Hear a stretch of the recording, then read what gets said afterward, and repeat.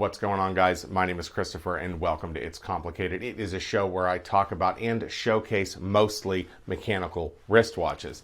Today, I'm actually going to be sitting down and talking to another guy that talks about and showcases mostly mechanical wristwatches. His name is David Khalil, and him and I are going to sit down and have a little chat. Here we go.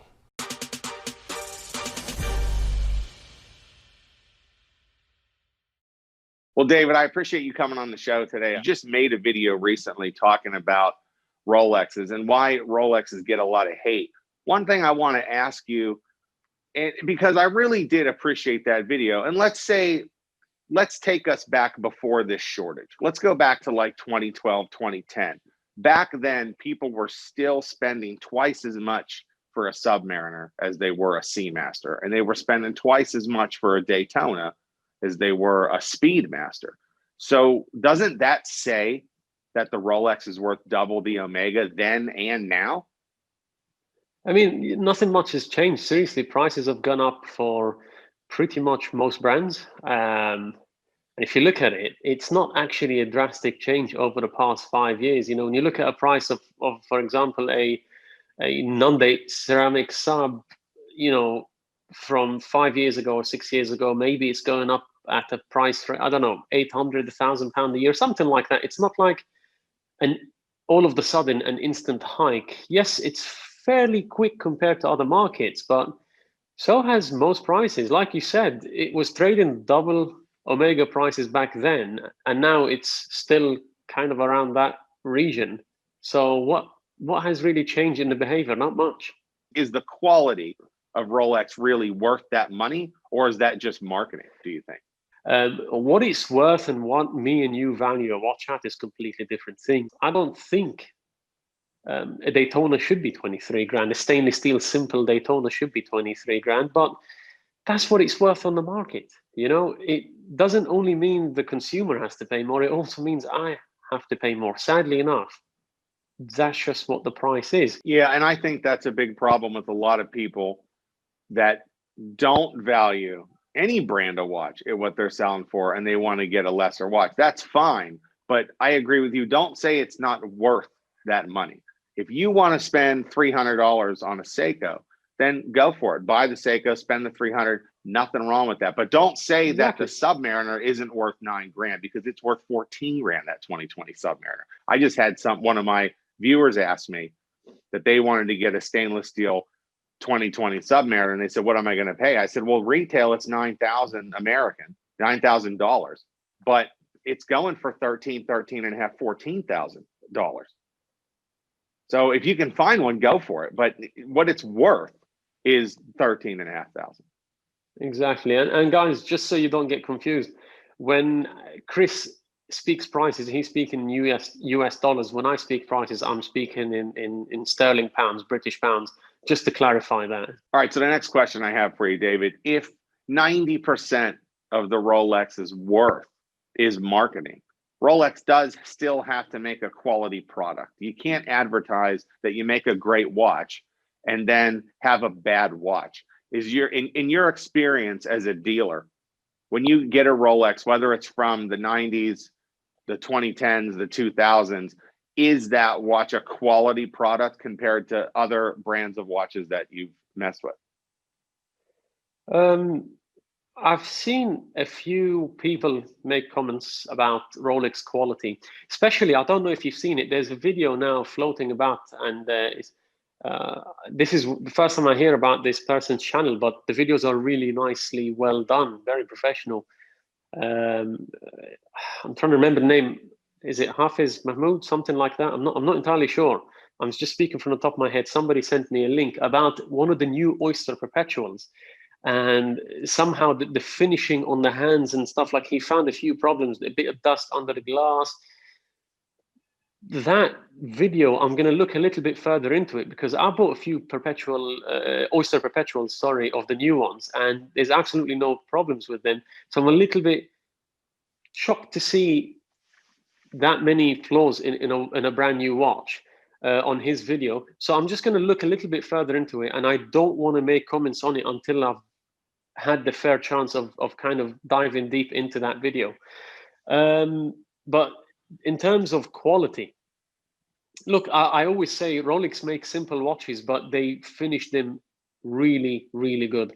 Now, I use the word perfect in my video, and look, nothing is perfect when it comes to watches. I've seen problems with brand new Patek Philippe's. I've seen problems with brand new Langes. I've seen problems everywhere. In fact, I've seen a big, massive scratch on a brand new Patek Philippe World Time on the center of the dial, and it was sold like that by Patek Philippe. You know, things like that do happen. It's how the company deals with it after. You have to remember that as soon as you put the element of a human touch onto these watches, there's a margin of error. No matter how highly skilled that person is, there is always that margin of error. And you've got to allow for that. So when I look at watches and when I judge quality, especially of vintage watches, you see, if you are trying to judge a vintage watch with the knowledge of only modern watches, you will really flop. We deal with a lot of diamond set watches. And when it comes to diamond set watches, especially, sorry, only a factory, I'm not talking about aftermarket. When it comes to these vintage watches, how do we judge if it's original or aftermarket? Well, it's all based on the setting, the quality of the stones, the symmetry of the setting, the style of the setting, the quality of the whole finish.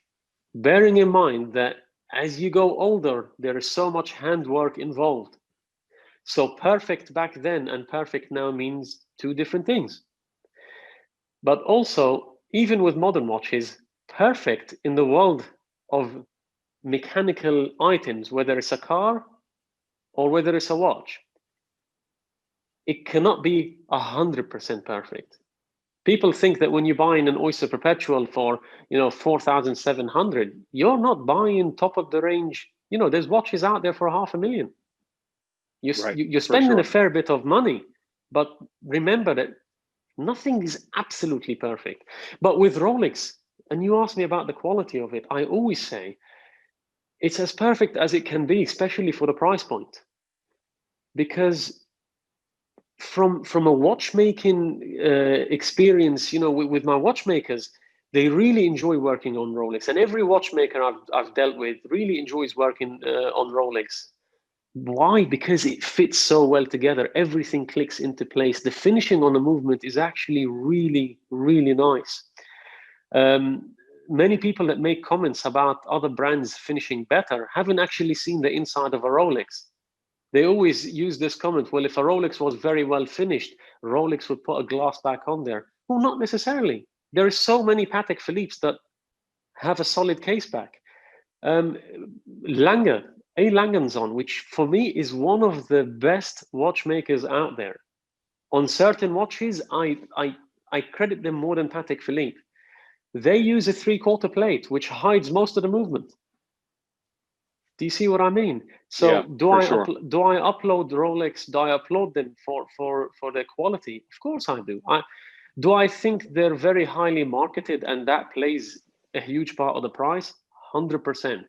But good for them.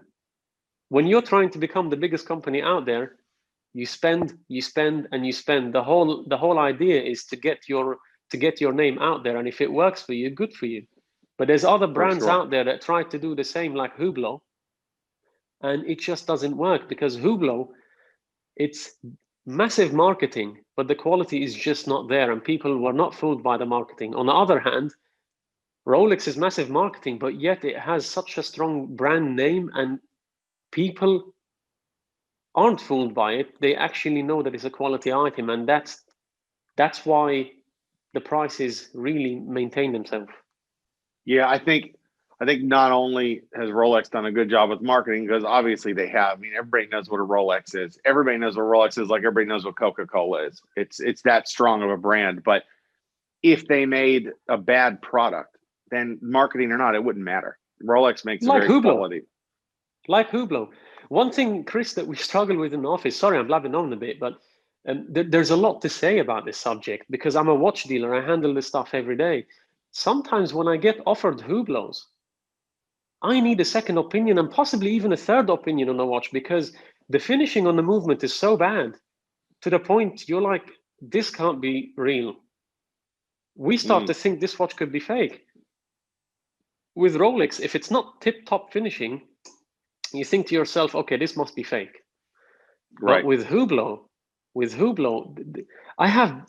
I've seen, like, passing through my hands, so many Hublots brand new with scratches and hairlines and little mess ups in the movement, where you think to yourself, whoa, this cannot be real. So you need a second opinion and a third opinion, and then you need like a watchmaker to take a look inside the movement to actually tell you that this thing is real.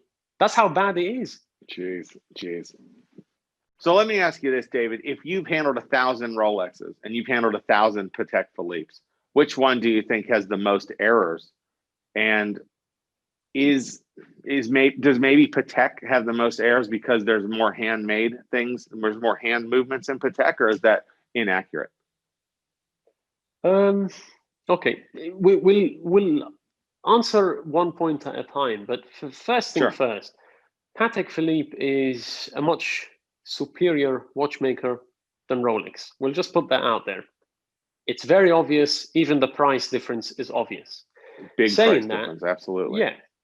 Saying that, you know, with the price being so different, you cannot compare a £10,000 watch to a 40, 50,000 pound watch. It's an unfair advantage, because with that price point, there is so much more time spent on the Patek Philippe, so it's less likely to have problems. But still, with Patek Philippe, the price comes with the name. Even manufacturing cost is not £50,000 on that watch. You're still paying for the name. But let's kind of strip it back. You mentioned something about the handwork. You know, on average, they say it takes Patek Philippe, you know, especially when you get into the complicated movements, it takes Patek Philippe as much time as Omega takes to complete a whole watch for them to complete one part in their movement. That's the time difference between Omega and Patek Philippe.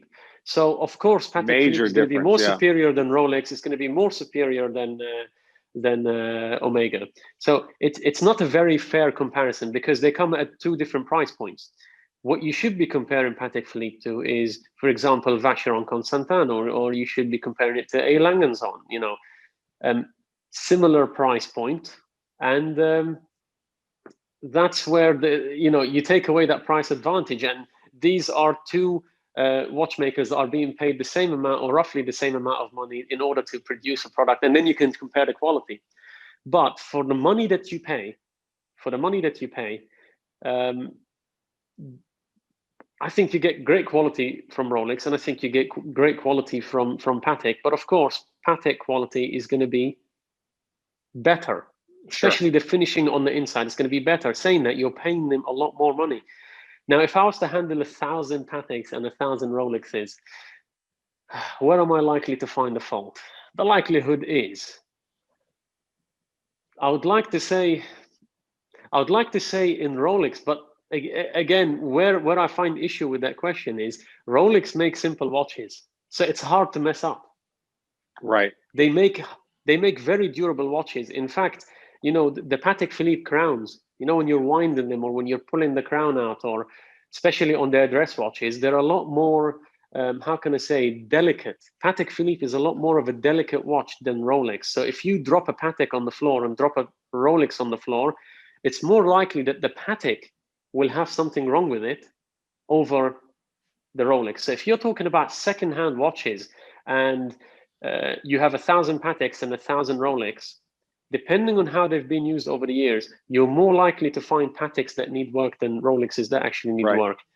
If we're talking about finishing on the dials and things like that, then most likely, of course, the one that costs a lot more is going to give you a nicer finish. Saying that, again, we're not talking about 10% more or 50% more. You're talking about a lot more. Yeah, it's a big difference. If you're talking 400%, 500% more, and even with the platinum Rolexes, there's still Pateks that cost $160,000 compared to the $60,000 watch or the $50,000 watch. So I see what you mean. That price difference is major. So that quality would be major.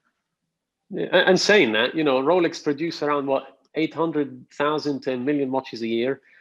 Patek Philippe, on the other hand, I believe, what is it, 70 to 80,000 watches, something like that, 60 to That's it. 80,000 watches a year. So you're talking about not only they're getting paid 4 times more, they also have 10 times more time To work on, yeah. To do their watches. So it's an unfair advantage, but it's a different product aimed at a different clientele. Sure. And the price point is completely different. I figured I'd ask. I kind of figured I figured the quality was there on the Pateks, but I did figure that there might be, especially with the more complicated movements, there might be a little bit of an issue, like you said, if somebody drops one, because the Rolexes are built like tanks. If you drop a Submariner, whatever. If you, I mean, the 3135, the 3235 movement, it's very, very durable. I've dropped my Submariner before. I don't even blink. It's like, okay, pick it up and you go. Correct. So like you said, Chris, with more complicated watches come more problems. Now, I like to think that the more complicated a watch is, go for the higher brand, because then you're less likely to have issues with that. If you go for a perpetual calendar made by a cheap manufacturer, it's more likely to go wrong than if it was made by Patek. But like I said, the more complicated it is, the more chances there are for things to go wrong, because there's a lot more parts in there and the watch becomes more delicate. For example, the caliber 240 is one of my favorite calibers in Patek. It's a very thin caliber, and it has that 22 karat micro rotor. Beautiful watch. It's off-centered. Now, you would have that in a 5712 Nautilus. Now, one of the most common problems in that movement, because the 5712 has a power indicator, one of the first things to go wrong is that power indicator stops to work. So your watch will be 100% powered or drained, and that watch, that power reserve is just not moving. So right. It's things like that. And you would think to yourself, I wouldn't expect that from Patek. But you know what? Please do, because they're just mechanical items and they can go wrong no matter how much you paid for them. The one thing I wanted to ask you, David, with as far as us being content creators, if you're a content creator and you're talking about wristwatches and you put Rolex in the title, and I'm going to do that with this video, you're going to get more views. And I think that says a lot about the popularity of the Rolex, because I think with the Rolexes, they're almost middle class as far as watches go. A lot more people can afford $10,000, $15,000 for a watch than people can afford $2 million or $150,000. So I think that's part of Rolex's, part of that charm that they have, part of that brand power. Would you agree with that as a content creator? Is it easier for you to get more views if you're talking about Rolex, talking about maybe this price increase that might be coming this month, et cetera? I mean, regardless of whether you're talking about Rolex or not, usually, if wherever the topic is, if you link it somehow to Rolex and you put Rolex in the title, like you said, it attracts more viewers. Sadly, and I think it's the minority that don't understand the fact that we don't always want to talk about Rolex. And sometimes, even if we put Rolex in the title just to bring the people in, it doesn't mean that this video is going to be fully Rolex dominated. Because if I'm giving you a piece of advice, right, that piece of advice is followed across Rolex, Patek, Piaget, whatever brand you're buying. But it's easier to put Rolex in the title because it brings the viewers in. And people, I think, get annoyed because they think it's just another Rolex video. That's not always the case. Right. And, it's like, the way I see it is like when you go fishing, you use the right bait to attract the fish that is in that sea or in that pond or whatever it is. You can't throw a hook in with no bait attached. Otherwise you'll attract nothing. And I've experienced it myself, where I've spent so much time producing a very nice Langer video and nobody paid attention to it. And then I recorded Rolex video in 10 minutes and posted it, and boom, 15,000 views. It just doesn't, I spent a long time making my Arnold Schwarzenegger Seiko watch, and it just sat there. And I was like, man, I had to do the research and check out what the movement was and get the pictures and find the movies and find whether he was paid to wear it and da da da da da. It just stayed there. It didn't really attract anybody. When you get people saying that, oh, you're talking too much about Rolex, you're talking too much about Rolex, as far as I'm concerned, as a content creator, that's frustrating because you have people that tell you that you're talking too much about Rolex. However, like you said, you do that Lang video and you don't get the views. So it's like a double-edged sword. You want to talk about Rolex to get the views and show you're not wasting your time creating content. However, if you create, and you might get people that complain that you're talking too much about Rolex, but then you do a video like your Lang video, my Schwarzenegger video, and you don't get the views. So what are we supposed to do? Well, the funny thing is, where are they when you do the Langer video? Where are they when they do the Breitling video? Why don't they say, thank you for creating that, please carry on doing that, and lower down with your Rolex content? Because they don't come. And funny enough, the people that usually complain are the first people to comment on your video. So clearly, if I'm not mistaken, you only came here because I put the word Rolex in the title. Simple And as. just to complain about it. Just to complain. Yeah, and I don't think there's any problem with you know, having your having a lot of your titles say Rolex. Look, even the YouTube algorithm itself promotes your video higher if it has the word Rolex, because it's a very demanding keyword. And I think that kind of stands by Rolex's marketing. Like, look how powerful the brand is. That even content-wise, forget their business, forget selling watches and buying watches, even just media-wise, content. Yes. Even their content is superior. Like, you're more likely to succeed on YouTube if you're talking about Rolex than if you're talking about other brands. If you're hating specifically on Rolex, I think you're promoting Rolex more than people just discussing Rolex. If you're sitting there saying that, oh, Rolex is terrible and you should buy this, you should buy that, all you're doing is advertising for Rolex. If you say the Rolex Day Date, or if you say the new Starbucks Submariner or the new Kermit Submariner, whatever you want to call it, if you're hating on those, you're promoting Rolex, you're helping Rolex. And not only that, I mean, imagine your favorite news channel. All their reporting is that, like, subjects that nobody cares about. How successful will they be? You know, not very successful. You won't even watch them. What's the point? We're here to deliver what people want, and I still want to talk about Langer is my favorite brand. For me, it comes above nearly anything.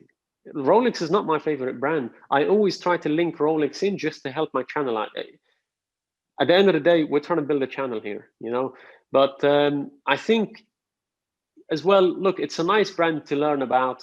It's a nice brand to compare against because it's one of the biggest brands in the world. I always say they're not the most, how can I say, they're not the best watchmaker, but they're by far the best brand out there. For sure, yeah. You know, a lot of people say, I just recently told my fiance that Rolex isn't part of the big three. They're not even up there. And she's like, what do you mean? And I said, well, there's Audemars Piguet, there's Vacheron Constantin, there's Patek Philippe. Rolex isn't up there, but Rolex brand-wise, right, but brand-wise, you're right. Rolex is the biggest brand as far as high-end watches are concerned, for sure. Yeah, and look, you know, one thing I wanted just to comment, sorry, I've taken a lot of your time. One thing I wanted to say is, you know, there needs to be a little bit less kind of, well, people need to be a bit less, how can I say, skeptical when it comes to these videos that you watch. Guys, remember that once we post, whether it's me, Chris, anybody, post a video, we post a 10-minute video, 15-minute video, and we don't have the right of response, because once that video's up, I'm pretty sure in 10 minutes, we don't have all the time in the world to say everything. Correct. So of course we're going to miss some points. And sometimes we can be right, sometimes we can be wrong, but I can guarantee you one thing: every time I say anything, I genuinely mean it. I've said many things in the past. It just feels like people get hurt sometimes when you tell them the truth rather than what they actually want to hear, especially when it comes to pricing and hype and, you know, that kind of touchy subject. But I tend to give it as it is. You know, last year with the initial lockdown in the UK, I advised people, I literally went on YouTube and I said, do not sell your Rolexes cheap.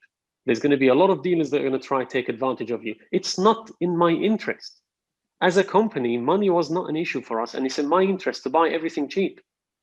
But I started to see stupid offers made by some of the biggest companies in the UK. Like, for example, watches that I would offer 7.5 for, other dealers were offering like 3,750. And I was thinking, that's Yeah. insane. You're robbing people. And I went on YouTube and I said, please don't sell your watches cheap. So what few people started commenting is they started, because I'm a dealer, automatically I'm biased.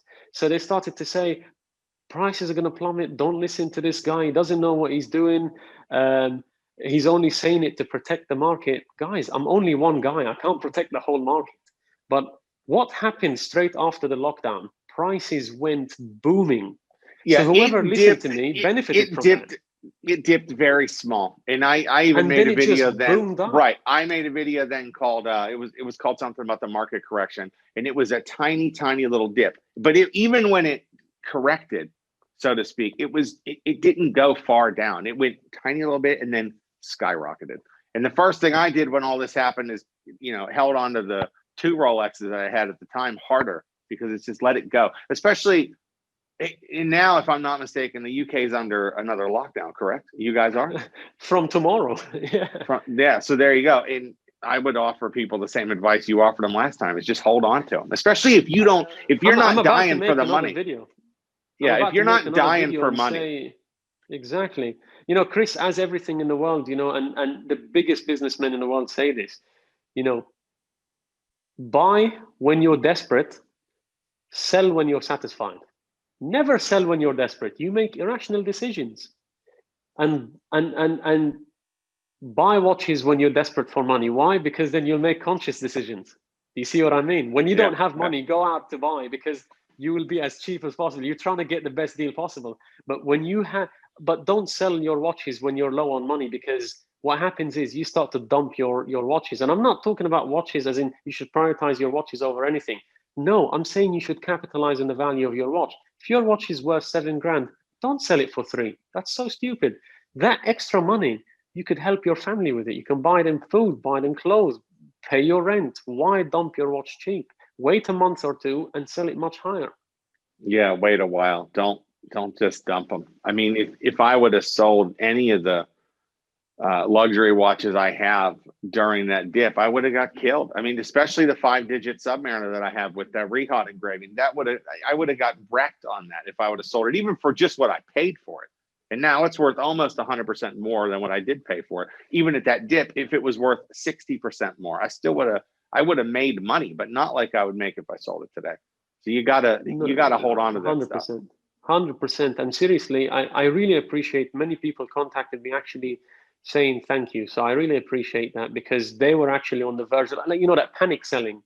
And after they saw that I wasn't wrong and prices went booming back up, I received a lot of emails, people saying thank you. I was on the verge of selling my stuff cheap, and I said, no, look, no worries. I made the video for that sake, because there's sharks out there that want to suck you for every penny. Genuinely, Chris, I've been in positions where we've agreed a price, the customer comes in and they tell us their story, and then I actually end up paying exactly what I think I can get for it, just to help out. So zero loss to us, and it helps somebody out.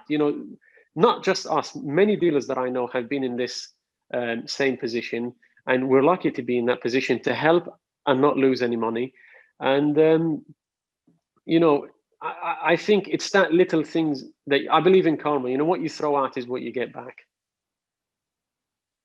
Yeah, that's a great way to put it. And that shows what a good guy you are. If somebody's coming in and they're really struggling, you're like, all right, here's your money, here's what I can get for it. And you kind of break them even. Well, you break even, I should say, and they get their worth for that watch. That's a great way to end it, David. I really appreciate you coming on and talking to me. That was fantastic. A lot of great questions answered, and I hope all my viewers, hope you guys appreciated the talk we had here. So thank you guys, and thank you, David. Thank you for your time, Chris. And there you have it, guys. I hope you did enjoy the chat. Hopefully David will be joining me again. Maybe I'll be joining his channel next time, and maybe others like David will come on and talk to me on my channel. Please subscribe to the show if you did like this video. Leave a like, comment, and if you hated it, then give me a dislike. And I'll see you next time on another episode of It's Complicated.